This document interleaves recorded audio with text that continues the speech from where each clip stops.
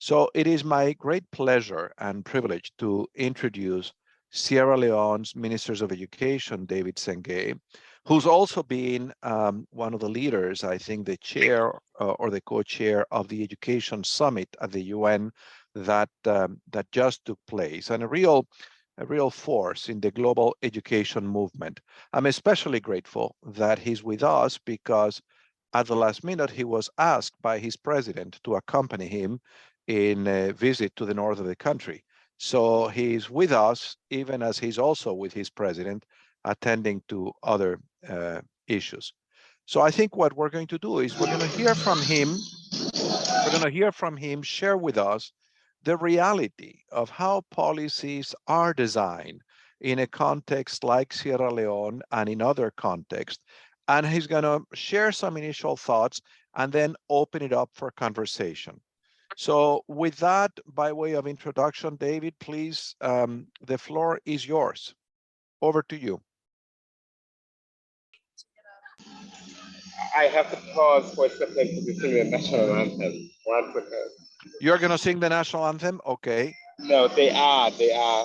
All right, good. So David, do you want... Sorry. It's actually quite interesting because we're talking about policy, and I'm out in the field with the president as we launch a major national policy on safety nets. And luckily, I can find time and come into my car. This is wonderful, David. This is what is called a lecture from the field. A lecture from the field. I'll turn the camera briefly. Let me see so you can see. We can see you very well. In the field. Wow. We're in the northwest. So what event are you in? It's an education event? It's a skills development. It's a social safety net program.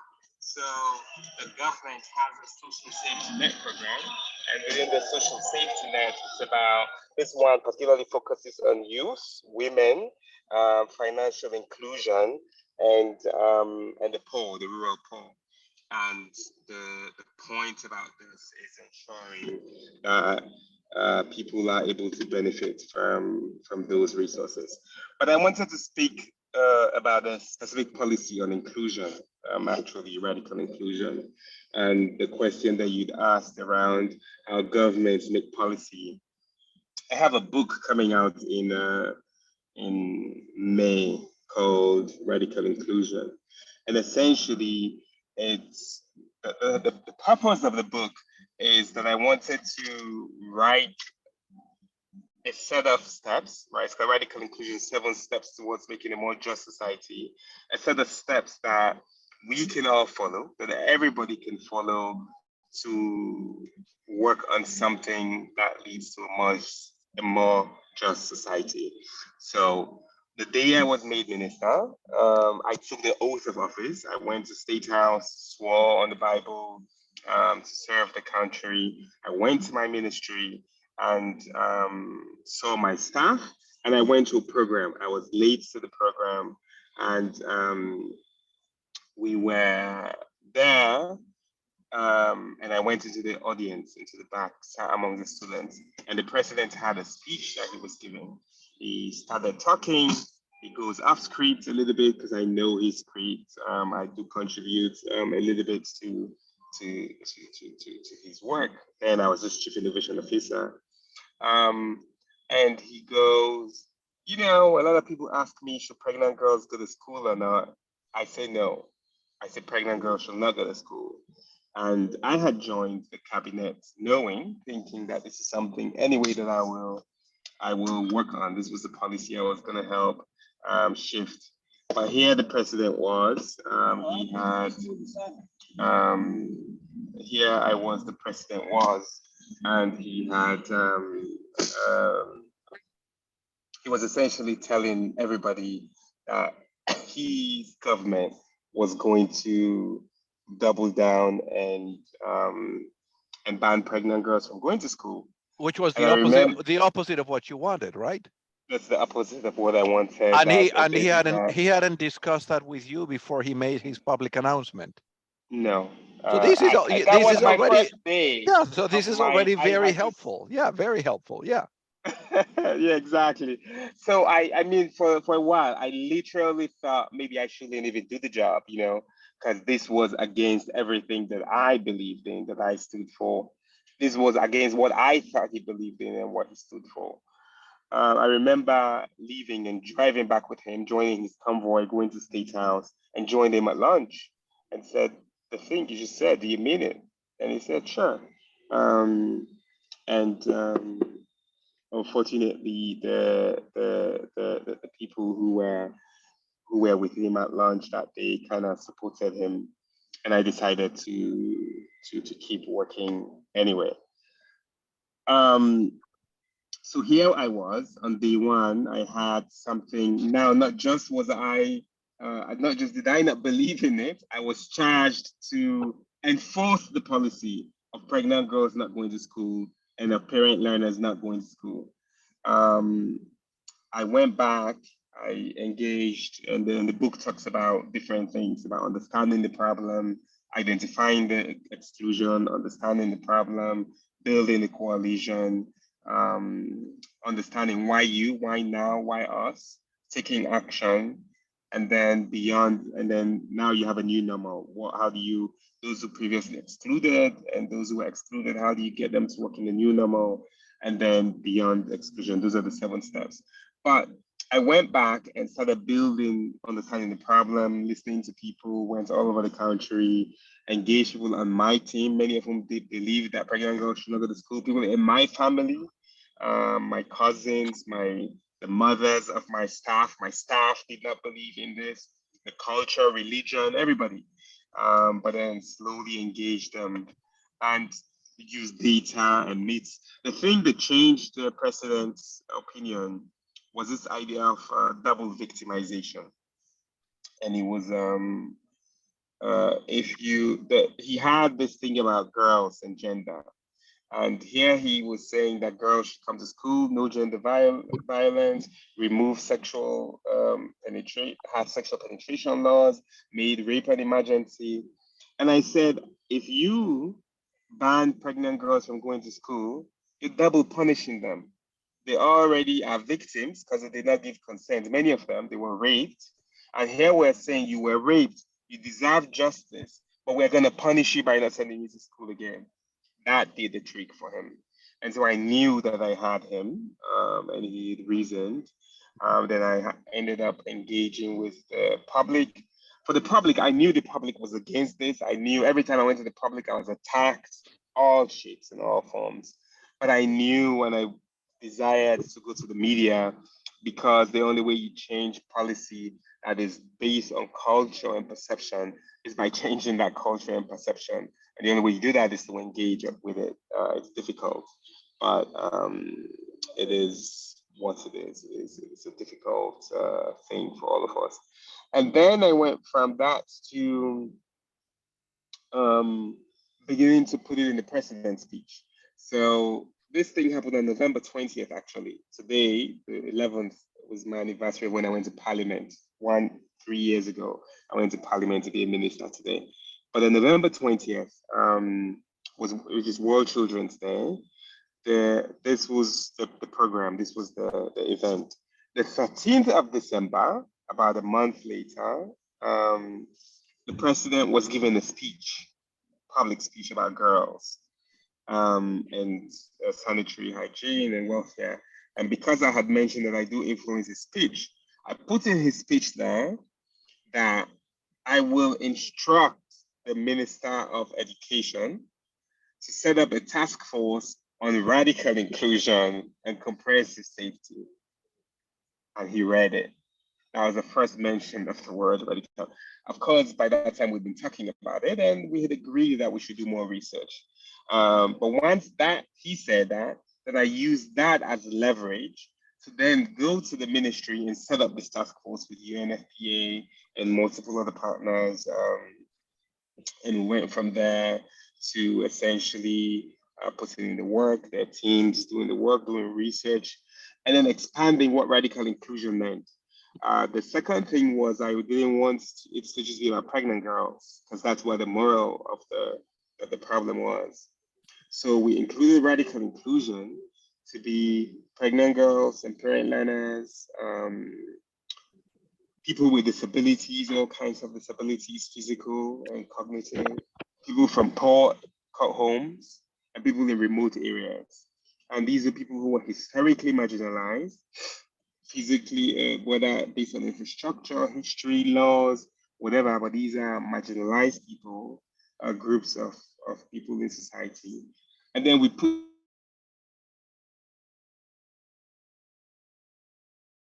David, we just lost you. We had a seamless connection. them all There you together go. and a way to build. That was a way to build the movement that was bigger than pregnant girls and got everybody in there. And then it still had to go to cabinet in all of this because it was a cabinet decision. So I went, luckily for me again, and in terms of lobbying, I had to lobby everybody, invited my staff to my home to have conversations about it, my family, my daughters, my extended family, everybody, and practice and practice and practice. And the president was hosting a dinner at his home, and all the ministers were there, arrived early, and I started just talking to them, like trying to convince them. All that when we went to cabinet, many of them went back to their original ideas. 2 hours later, the president moved for us to overturn the ban on pregnant girls. And then the real work began, and we developed the policy consequently, and we've been implementing it. And now, everywhere you go, including this program that we're at, and we're out here in the provinces for the next 2 days, there's no time the president would speak in which he does not mention radical inclusion, and in which he does not mention girls in schools. There's no time. So I'm happy that you asked me to speak, and I'll open it up for questions. But the radical inclusion story on policy, really, for me, I still use those steps, by the way. Identify the inclusion, understand it, why you, why now, why us, what about now? Because I had friends and people who've been working on this issue before and just never was possible. Taking action, building the coalition, taking action, beyond normalizing what happened, and then beyond the you have to always keep working on inclusion.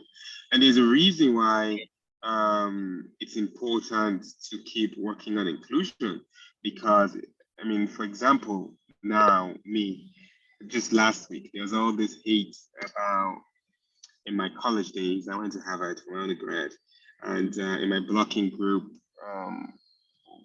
we used to hang out a lot, and there were these photos that we took with me holding guys, sitting on guys' laps, or being very close to my guy friends. And there's a major hate campaign that I was gay and that I should resign, and I might be a pedophile if I was gay, and all this misinformation. But it's a reason to say that you have to keep fighting for inclusion in many ways. Otherwise, states will get tight, and you see it in the US with gender and the women's rights. And we keep doing that, actually, because in the collective bargaining agreement with teachers, this is the first since 1996 that we signed this year, that I signed. We included there that no teacher can be discriminated against for sexuality. So we're beginning to expand that that definition of inclusion. But anyway, I'll end there. And David, this is such a wonderful case study. Let me first say how delighted and how impressed I am with the connectivity to see. I'm curious as to what you're using. Is that your mobile phone? I am that you're using a mobile communicating? phone. I am using my mobile It's phone. unbelievable. It's totally seamless. We had a minor glitch for half a second, but it's a seamless communication. So this is a first here. I do have guests every week, but this is the first minister I have who's actually in the field and talking to us from the field. So very, very special. to see this And working. the glitch came because the call was coming. So if somebody calls me because I'm on my mobile, then it'll pause because the phone is ringing. But I did want to your point, as you know, I'm the Chief Innovation Officer as well. And it's something we've not really spoken about much as a country. But we essentially have doubled in the last 4 years the connectivity, people who have access to digital connectivity across the country, population coverage. And we've increased the mobile coverage to about 87, 90%. And this is a real commitment. We just launched the Giga project, which is to bring connectivity to schools, and the idea is, everything digital. So thank you for noticing that. But anyway, I love the case study, and I look forward to reading the book. And you have an open invitation to launch your book at Harvard when it's out, because I think it's going to be just the opening, and the way you began is a great story of policy making as learning, and of the importance, first of all, of how sometimes ministers are faced with the reality that their president announces a major policy and surprises them. You probably know you're not the first minister to whom this happens. It happens too often. But what is interesting Yeah. about the case is that you engage and you created the space for learning, and even for the president to change his mind as a result of building that task force. And the way you have described the case study, policy is about continuous learning and about bringing others along, including communities who may not exactly be where you are when you began. And if you don't do that, the policy is going to remain in a document. So why don't we open it up for questions? I'm going to suggest, David, that you take 3 questions so that it doesn't look like a tennis game, if that's okay. So we're going to hear Yeah, 3 perfect. questions and then go to you. Kansa, over to you. Good morning, Mr. Minister. My name is Kansa. Can you hear me well? Yes, we can hear you. Okay, thank you very much. We Thank you cannot so see much. we cannot see you though, Yeah, it's my Wi-Fi at home. because you don't have as good connectivity as the Yeah, Minister of mm, Education in the the provinces of Minister of Sierra Leone. Education Yes, has this is the problem of being directly. in Boston. Yeah. Thank you. I appreciate you sharing about so many things this morning. I learned a lot, and I really appreciate you raising an important point about the difficulty of changing culture. Um, and from what I understood, most of the time it's because it's deeply ingrained in societies and passed on to generations. So I can imagine it's kind of hard to teach adults to unlearn that, and everyone is obviously at different levels in willingness to do so. So I was wondering, what other effective ways are there? In your opinion, what other effective ways are there to teach radical inclusion to kids early on? Do you think curriculums within K through 12, for example, should be tailored to instill those values? Thank you, Um, Kansa. Do you want to I answer, missed the David, or last you want? sentence. No, I Oh, missed the last sentence. Oh, the last question is that do you think curriculums within the K through 12 should be tailored to instill those values of radical inclusion? Fernando, can you repeat it? I still couldn't hear it. Kansa, I Hello? couldn't understand what you were saying. Yes. Okay. My question was essentially, I was wondering about what are the effective ways are there for schools, for example, to teach radical inclusion to kids early on? Do Okay, you okay, think okay. curriculums within K through 12 Yeah. should be tailored to instill those values? Got you, Kansa. Thank you. Thank you. Okay, Adil, over to you. Adil? Hi. Hello. Thank you Yeah. for being with us. So I just had one question. So recently for one of our courses, I was doing a policy memo on teacher unions and teachers. So over the course of that memo, I found out I came across a case study from Sierra Leone as well, where there have been extensive teacher strikes in the recent past, this year, I think, in Sierra Leone. So this is something that I've always wondered. And since you, as a minister, are here, I want to understand how does an education minister effectively try to cater to the demands of the teacher unions and the teachers themselves, while also ensuring that the quality of education provided to children is consistent and high. Thank you, Adil. Daniela. Hello. Daniela, and I think you have met the Yeah. minister, right? Yeah, I met you in Geneva this summer, so Ah, great to be here again. But hello, I wanted to ask a bit more about how, in terms of African governments and African Ministry of Education, African ministers in education sort of collaborate and learn from each other in terms of capacity building and knowledge, as well as learning a bit more about how Senegal, sorry, not Senegal, Senegal's been on the tip of my tongue this whole day, but Sierra Leone plans on free secondary education and expanding that as like a something for like building a more just society. Thank you. thank you, Daniela. Abby, we'll come to you in the next round of questions, okay? Over to you, David. Yeah. Look, I think we'll start with what you had said, Fernando, at the start, that radical inclusion really is about learning and that we're always learning. And the president actually mentioned this about how he's always learning and how this was an important point. And this comes to the next question, which is around learning and culture, right? The culture and tradition is what people had been doing for such a long time, but it can be unlearned. And so unlearning is so important.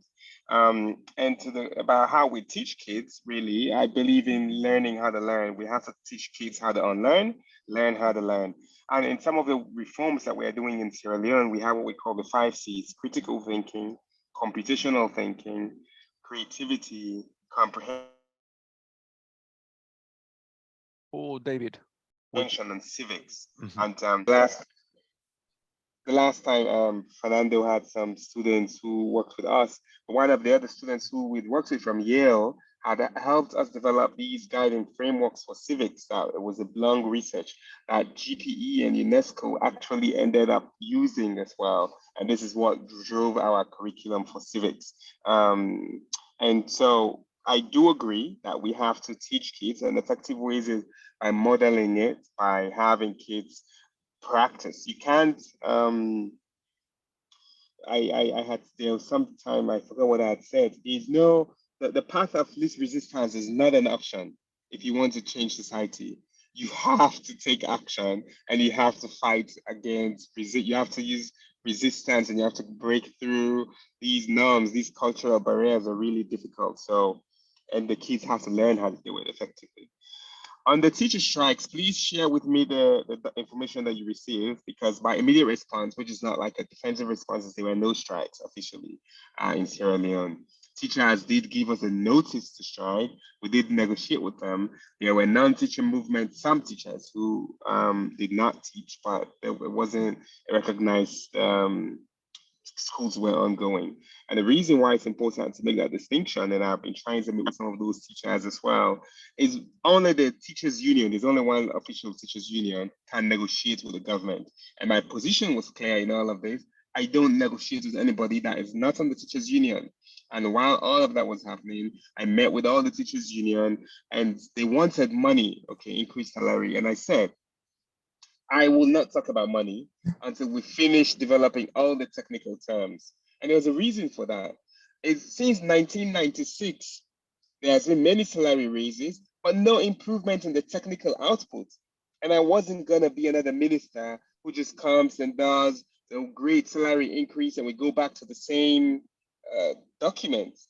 And so we agreed to set up 2 different groups. I sat down, we read every one of the 15 chapters of that document. And now they're proud of. It has really progressive things like male teachers can now have leave, maternity leave for two weeks. Female teachers can have maternity leave for up to 16 weeks. This is longer than the normal time that the country allows. You can't discriminate people for sexuality. Really fundamental things that are in that document. And then ultimately we increase the salary by 45%, 15% every year. And in my ways, yes, because teacher salaries were so low, it's difficult to give them high salaries now because teachers make up about 40% of the entire payroll of the government of Sierra Leone. So if you increase the salary by just 1%, you're increasing the payroll, the wage bill, which then with IMF and World Bank and everybody, you get a picture. Danielle, it's good to see you again on this side. On terms of collaborating with African ministers, just last week, no, is it last week? Today's Friday. This week, I had a call with the Minister of Rwanda and the Minister of Malawi and her deputy, and we were talking about foundational learning. On GPE, I'm on the GPE board. I'm always talking with a developing country partner ministers as well and coming up with a position. We're looking to form a foundational learning, an alliance of foundational learning, and President Bio might host many of the people here in Sierra Leone. Fernando will reach out to you about that. But we do look to collaborate and learn a lot from each other. That's wonderful, David. Thank you. Let's get another round of questions. Abby. Hi, Minister Sengeh. Thank you so much for being here and for all that you've shared already. My question is in response to the story that you shared about pregnant girls entering school, and also this idea of radical inclusion that you shared. A lot of us had the opportunity to attend the Transforming Education Summit at the UN, thanks to Professor Reimers, and we enjoyed hearing you speak there as well. And a lot of the panels that I attended on gender equity were putting forth this idea of comprehensive sexuality education. And so I'm just interested in your thoughts on that group of policies, and if you think it's a feasible and potentially impactful policy in Sierra Leone, and if it's consistent with your idea of radical inclusion. Thank you, Abby. Let's get two more questions. Eric.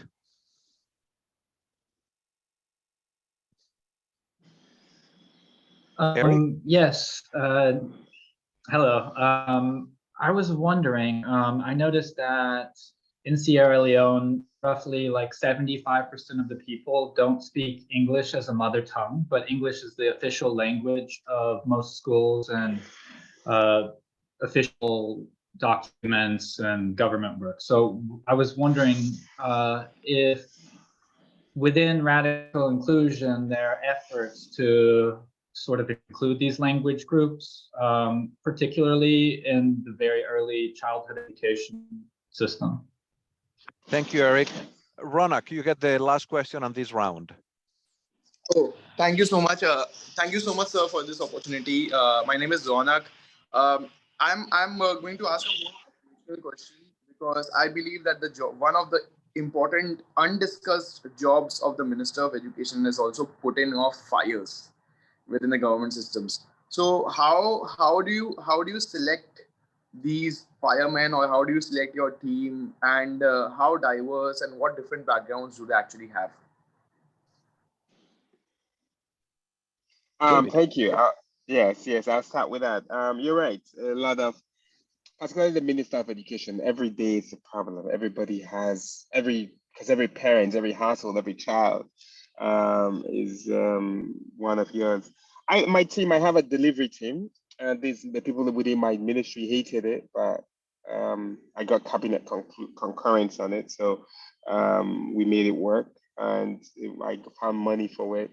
I do use a lot of good friends, Fernando's students, my friends from Yale, Jackson Institute, and other places to help doing work. I work with people with different experts, but I think in terms of, it's interesting that you mentioned about putting a fire, because we do need to put many fires off, but I try to focus on doing positive things instead of putting off, just because you could put fires off all day. So one example is we built the system for checking results by SMS.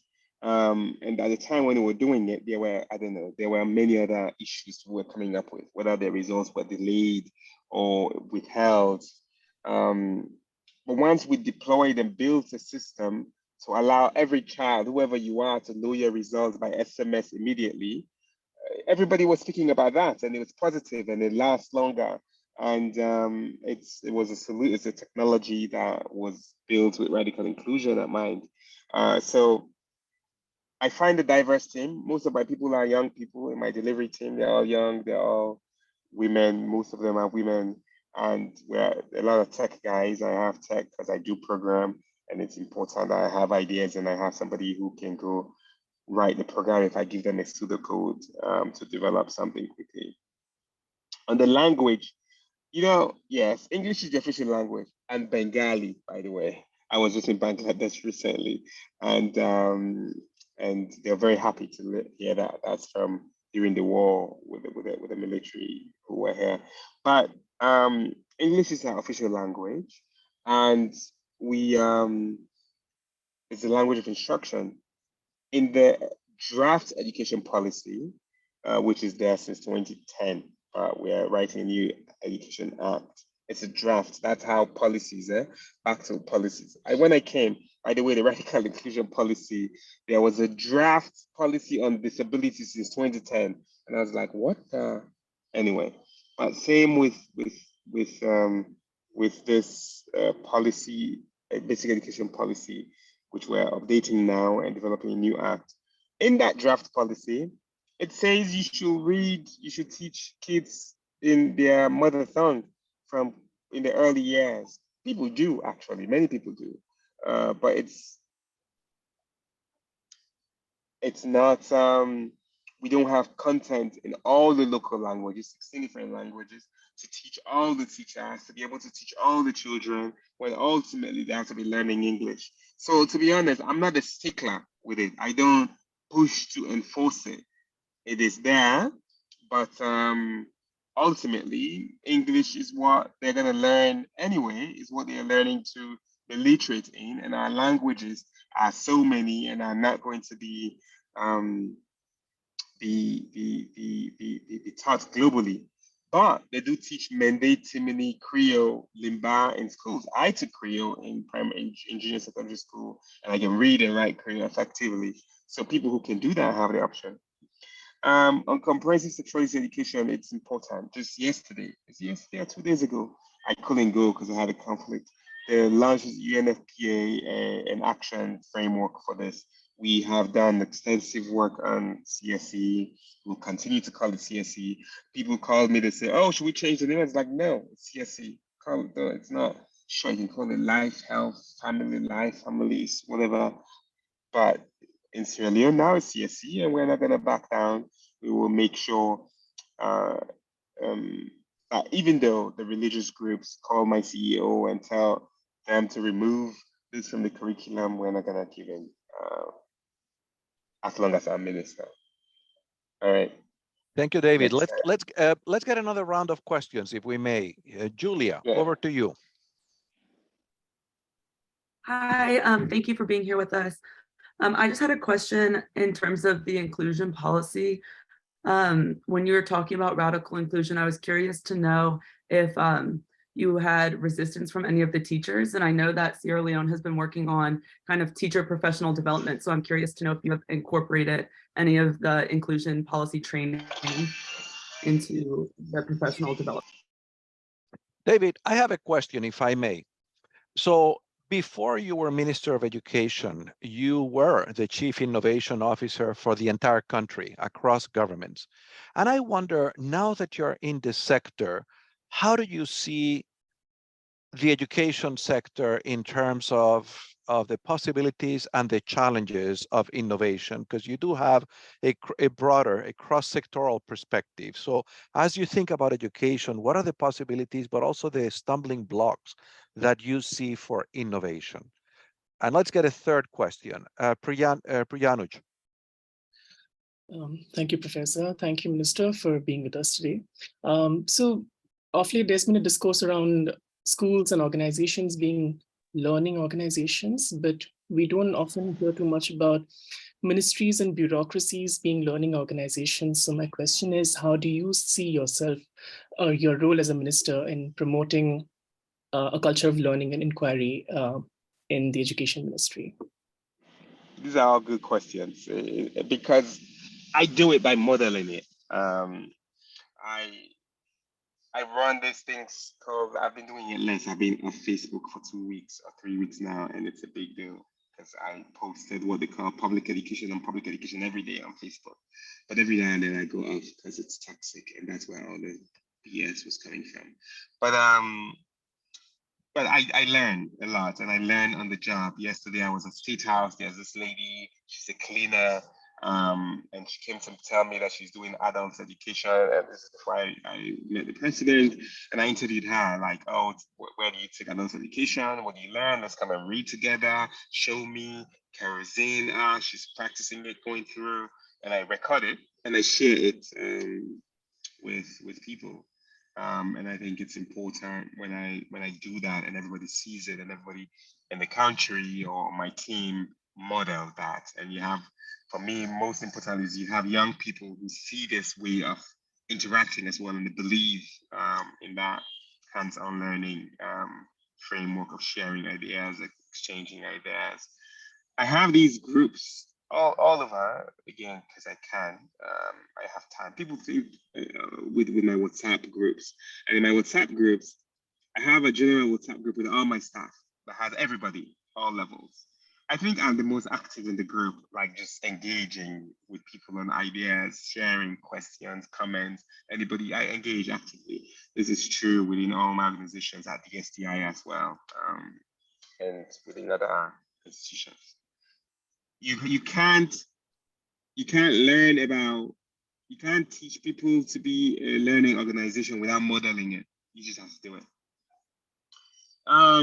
Fernando, I'm still the Chief Innovation Officer actually, and I still lead the STI, and it's quite fun because I do engage on it and I do make it a priority. We don't have an option but to innovate. And when we speak about how, particularly with inclusion, radio was one of the most important innovations that we had during in Sierra Leone, because you can provide content. Kids who learned oral English before, who were in rural areas, had never heard oral English until the exam hall. So they're gonna fail, they're bound to fail. But now we can play it on the radio, we have educational radio, which goes everywhere. 87% of the country is covered. Just next week, actually, we're doing some exam material learning. We do mobile phone. I developed a mobile phone dictionary. We take spell check and dictionaries for granted, but they are essential for literacy. Anybody can spell check today and go from there. Just everything. When you speak about digital connectivity, online learning, you think about offline learning, the hybrid learning. It is important that we do that. The first one on teacher resistance, yes, there's lots of teacher resistance. Even actually, I just met with the Council of Principals for Secondary Schools the other day, and they brought it up in a very clever way. They were like, oh, we need to speak about this radical inclusion in schools. They know that it's not an option for me. They know that it is essential that it stays in school, but they didn't tell me, so I'm not going to assume for them what they want me to know. But you have a lot more people who are for radical inclusion at this point than against. So I'm not super worried about all the teachers who might resist. David, as we get ready for another round of questions, I was just thinking that this conversation is such a beautiful example of being local. So obviously you are in a local community and you are both communicating, but you're also listening, which is a powerful message. But at the same time, you're in a local community, you're talking to a group of people from all over the world at Harvard. And what a great metaphor for how to be a global citizen. I'm going to send you a copy of this video so that if you decide to use any of it for your own purposes, it might be cool to your people to say, hey, all these graduate students at Harvard are interested in what we're doing in radical inclusion in Sierra Leone. Sure, I'll share. I'll tweet it when I'm done. But let's get another round of questions if that's okay with you. Sure. I can see that you're on the move now. Can you still have time for us? I am on the move. You can follow my move, I guess. But yes, I do have time. I'll listen. That's the president's convoy out there. Pretty cool. But go ahead. Okay, Shilpa, over to you. You can see Hello, Cambia thank you, down. Professor. I'll listen. Go ahead. Thank you, David, for being here with us on this call. Thank you for your time. I had a question about knowing that education needs to be now rethought and reimagined, like our professor has written for us, reimagining education for us.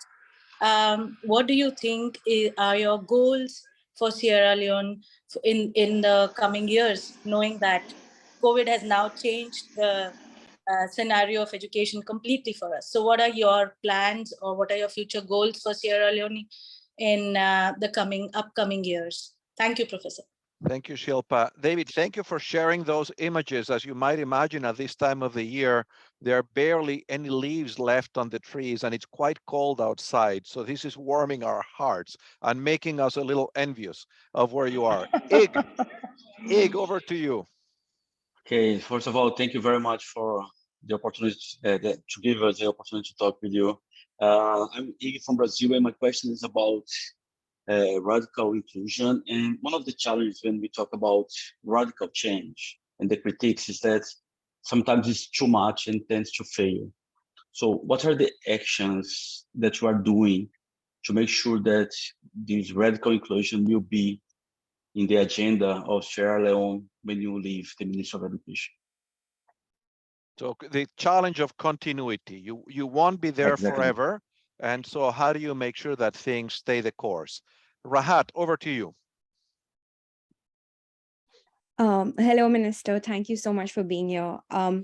So I know that you've spoken about how there is some resistance from teachers regarding the radical inclusion policy, but I would like to know a bit about how it would look in terms of implementation since there is resistance. So if you could talk a bit about that. Those are beautiful Sure. houses. Go ahead, David. Yes, so this is Cambia is in the northwest region. Very beautiful. Over there.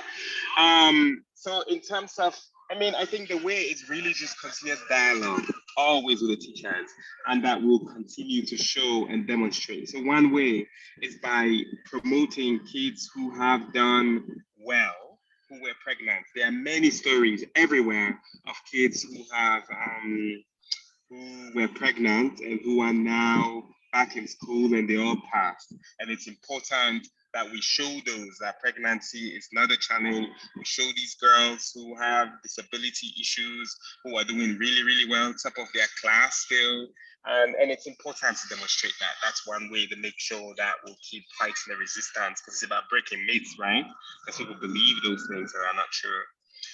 In terms of how we're going to make this permanent, I told you we're writing a new Education Act. Inside that Education Act, I will put it there. We'll make sure it is embedded in the Education Act. And it's important for me that things become permanent and embedded. But look, within the ministry, even today, anybody in the ministry who wants to do something, somebody will ask, is it radical inclusion or not? Nobody will do an action in that ministry, whether I'm there or not, that does not use radical inclusion. So it's embedded in the core of our ministry. And I do think it's something that will outlive anybody who's there. In terms of the plan for education, look, I'm lucky and blessed to be in the role that I am in now. 22% of our budget is to education, which is today the government was reading the budget hearing. In 2025, that budget will go to 25%. That I can be in cabinet and continue advocating and pushing and doing the impossible is incredible in terms of budget financing and resourcing. That and those records will stay, and it will be very difficult. The MCC, the Millennium Corporation Challenge, just came out for this year, and for education financing, Sierra Leone scored 100, and everybody's happy. And so I don't think anybody will want to begin to go back down from that. But I think my vision for the country is really radical inclusion. To be honest, it's that there can be inclusion at all levels, for teachers, for people, everybody. Thank you, David. Do we have other questions?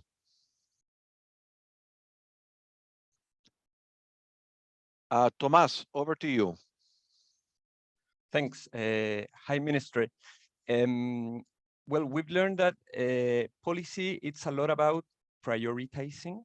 So I am wondering, what are initiatives that maybe you know they are very important, but you don't have the resources or the capacity at this time, so you had to say no. In general, how do you deal with this tension of a lot of needs, but at the same time, limited capacity and resources and having to prioritize? Thank you, Tomas. Being. Hi, thank you, Minister. I literally have the same question as Tomas. I just want to ask you, as a minister, how do you pick your battles and choose your priorities when you implement those difficult initiatives? Emily? Thank you. I was just wondering if you could give us a little more information on some of the steps, particularly including the excluded voices and what strategies concretely you used to accomplish that. Thank you. Over to you, David. You have to pre-order the book and then read the book when it comes. I do think that including voices, the excluded, it's a really difficult one, yeah, because there's a difference between feeling sorry for somebody and empathy and getting people's voices heard and listen. It's conversation and listening. Active listening is something that I do speak about a lot, and that happens in capturing people's voices. Letting people speak, getting people to hear, listening is a major piece for me that happened in this entire process. So it's something that I think is one of the most important parts, is listening, but knowing when to intervene such that people who are excluded will feel protected, will feel seen, and will feel heard. Prioritization, I think I prioritize things that will give impact, that will touch the most people, radical inclusion. And I leave this is the thing that we leave. If there's something that happens and I need to choose between what I end up doing, I will choose something that, I think we're on the highway now, so I'll raise this so that you don't hear all the noise from the street. But I'll always choose things that will impact the most people, things that are right, things that are going to bring results, learning outcomes. So one example, and sometimes also thinking about people, right? One example, 2 weeks, maybe 2 months ago, I had said this many times before. I told the people that we should have national ID numbers for examinations. It's good for everybody. It's good for government to save money. It's good for those students in the future when they want to go to university. It's good for processes. It's good, eh? It's not a problem. But the way it was done, because there wasn't a plan that we communicated, every child left school to go and try to get an NIN during school hours, and it was a problem.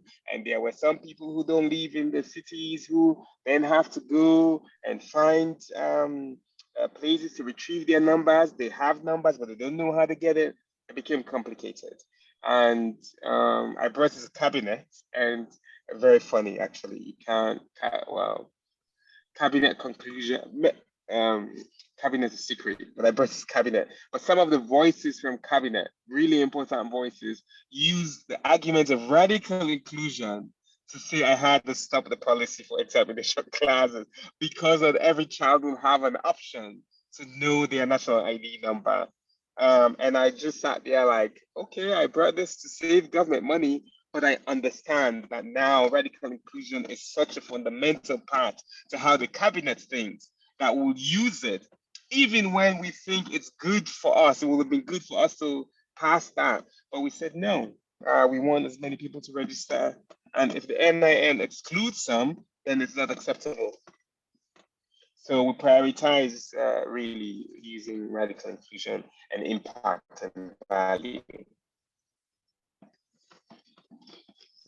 Thank you very much, David. I'm just curious, what percentage of your schools, seeing that your connectivity is so good, have access to the internet in Sierra Leone? Do you know? So it's a tricky question. The answer will be very, very low if you ask any, if you look at the annual school census. So it's an annual school census. By the way, you can download, if you search for ASC, Annual School Census Sierra Leone, you can download the app that tells you about every school and all those issues in the country. So definitely check it out. That's great. Thank you. I think we may have time for one last round of questions, and I'm certain that this conversation, the headline for this conversation is going to be November 11th, the day when the Minister of Sierra Leone was celebrating. Please, if they have mobile, if you ask the question, you have. David, I think you just got disconnected. Sorry. We stopped hearing you. A call was coming in. Yeah. No, a call was coming in. Was on the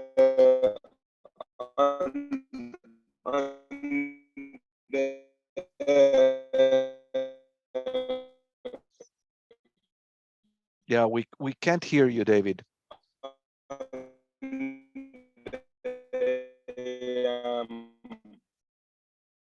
Connectivity. If you ask for how many schools have access to 3G, it will be many. But they will say no because they don't have the device, perhaps, even though their teachers may have a phone. Yeah, yeah. Very helpful. Hear me now? Yes, we can hear you, but Hello? we're reading that your bandwidth is low. Can you hear us? Hello? Yes, we hear you. We hear you. Some people trying to call me. That's part of the people. Yeah, I hear that people are trying to call you, and that's why this is interfering. Okay, he's going to call again, maybe. But this is pretty cool, isn't it? We could see the headline: the Minister of Education of Sierra Leone took our class for a ride in the country as he was driving with the president. But pretty cool, right? To see this very young minister who basically is being very local and doing things that his culture requires him to do, and in the business of changing minds and communicating, while he can also be having a conversation with us. Kind of a cool metaphor for the world that we live in, right? And for what technology makes possible. It is an amazing conversation. I agree, Ig. I'm hoping he's going to try again. We'll see. May or may not happen. But anyway, any takeaways from what we've heard? Nam, can you monitor if the minister tries to come in? Yes, Professor. I don't see him. Yeah. Any takeaways from the conversation so far? Well, we give him a couple of minutes. We're almost at the end of our conversation anyway. Well, I hope that when several of you become ministers, you will take our call and you will take us for a ride wherever you are. Professor, I just had an observation. Yes. As I could see those shots of him driving across the city, it is so similar to rural India. And although I've never been to Africa, but I could feel that sense of, the level of development that we've reached in some of those pockets is very similar to what it is in Africa. And it just became real as I saw those visuals. Yeah, some of those houses look really nice, huh? I wish we had been able to see a school. Yeah, he may not be able to connect again. Anyway, well, thank you all so much for coming on a school holiday. Not everyone is here with us, so that's why we recorded this conversation, and I'll send the link so that those who couldn't see it would be good. Yeah. Oh, there he is. He's connecting. Yes, He's coming back. There he is. David, welcome back. We thought maybe we had lost you. It's wonderful that you came back. Fernando, the problem with calling with a cell phone is then when the call comes in, then it stops because but the connection now is seamless. It's perfect now. So you must have stopped or something. Yeah. Yes, we stopped in the middle of the road. That's well, thank you for doing that for us. I was just saying that we're going to remember this day, November 11th, as not only as your third anniversary from the day when you went to Congress, but as the day when the Minister of Sierra Leone took an entire Harvard class on the road with him on a trip on a trip throughout the country with the president. But it really is a beautiful metaphor, I think, for the contemporary world, that you can be so engaged with local affairs and local communities while also being engaged because of what technology makes possible with us. I think it's just amazing. So I don't know if we have any additional questions. Yes, and now we are we're going further into the rural areas. So we are going to the field, and this is what I love about my work, and it's that it's when you go into the field and you go into these rural areas, then you understand the true challenges of schools and teachers who have pink codes, classrooms, and all of that. But thank you so much to the class for the opportunity. And if you have any questions, send it to me. And I hope that in your projects, you can work with Grace and with my team to do as much as possible. David, thank you so very much. We're very grateful to you. Thank you for the good work you do and for your example. And we can't wait to see your book. And when it's ready, if you want to launch it at Harvard, you have an open invitation to do that. We would welcome you with open arms. Perfect. Thank you. Thank you. Bye, Take guys. care. Bye. Bye, everybody. Bye. Bye, everybody. Have a great day and reflect. I'm going to send the Padlet anyway, so that you reflect a little bit on this conversation with the minister. I know that there are several of you who are very loyal to that Padlet, and every week you're writing your reflections, and I read them. So I'll send that just now. Cassia, what were you going to say? Go ahead. Go for it. Oh, I was actually hopeful that he did take a final round of questions, because I was curious to know whether or not students' mental health is a priority of the Ministry of Education, and what steps they take to ensure solid mental health and ensure that students are well taken care of in that regard. But I understand the connectivity issues, and so we only well, you know what I'm going to do? Why don't you put the question on the Padlet? I'm going to send him the Padlet. And knowing him, I wouldn't be surprised if he responds on the Padlet. He's going to look, you can tell that he's very much into technology. As you heard, he knows how to code. He uses coding as a way to solve problems. So there is an interest, and he's made computational thinking one of the competencies that he wants schools to develop. So a lot of interesting ideas from this conversation with him. So I'm going to be sending that Padlet. Feel free to write anything that you want David to read, and I'll send it to him, okay? So I think on that note, we're going to stop recording at this point. And Dana, you wanted to say something. Go for it. No, I just wanted to thank you for organizing this conversation. I think seeing him and how young he is, how he really preaches what he talks about, and he walks his talk, I think it's very inspiring. Well, I'll tell you, I take pleasure. Sometimes I wonder whether Harvard is a force for good in the world or irrelevant, and I'm glad that he's one of our graduates. So this is very good. All right. Thank you all, everybody, for coming. Have a great weekend. Thank you, Professor. Thank you next so week. much. Bye. You have a nice weekend.